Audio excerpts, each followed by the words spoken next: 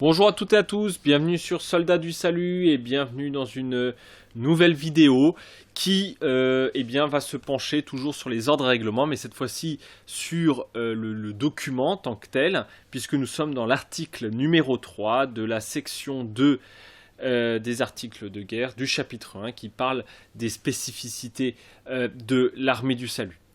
Le chapitre 3 donc présente la formulation actuelle. Je vous rappelle qu'il y avait une ancienne formulation et ça c'est un point que l'on voit dans ma précédente vidéo auquel je vous renvoie.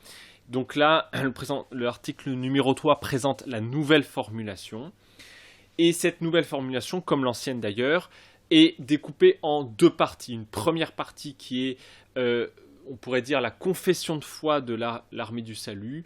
D'ailleurs, elle commence par des « nous croyons » pour insister sur l'aspect communautaire de cette croyance et qui prennent donc 11 points de doctrine qui ne seront pas développés dans cet épisode puisqu'ils sont développés plus largement dans le chapitre 5 et plus particulièrement dans le manuel de doctrine. En plus, si vous voulez creuser un point de doctrine, je vous renvoie au très bel ouvrage qu'est le manuel de doctrine de l'armée du salut. Et puis, une deuxième partie, qui est la partie plus personnelle, celle où ça commence par « je », et qui est donc la partie d'engagement, et qui va décrire de manière plus particulière ce à quoi on s'engage.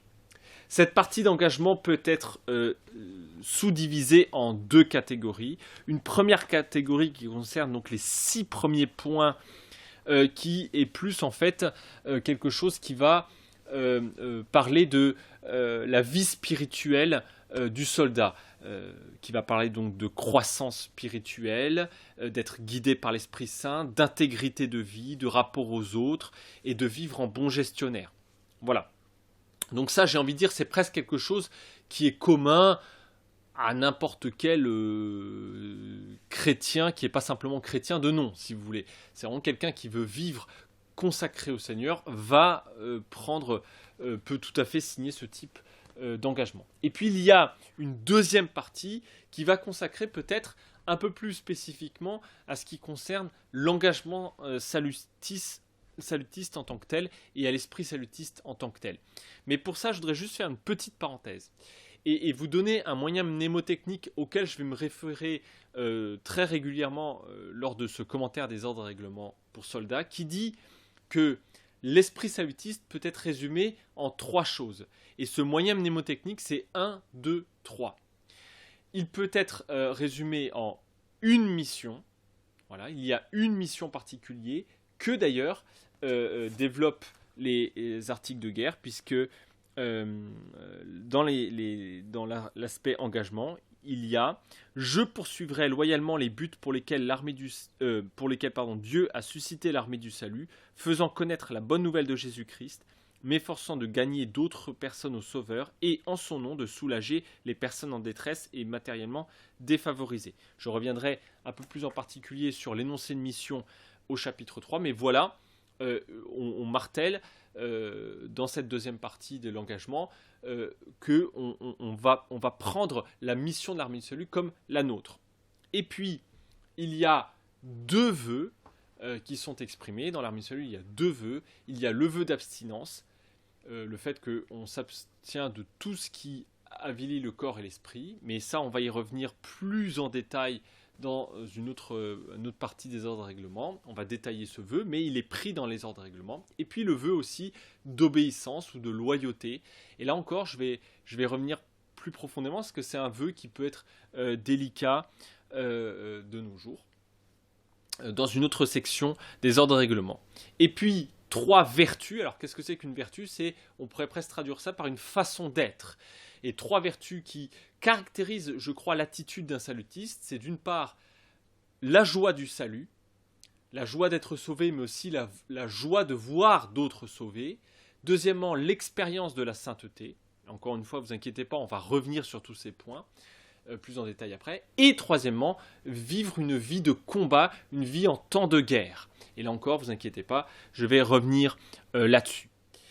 Donc voilà, dans cette deuxième partie des engagements, on va insister sur cette mission et sur les 2 vœux que l'on prend.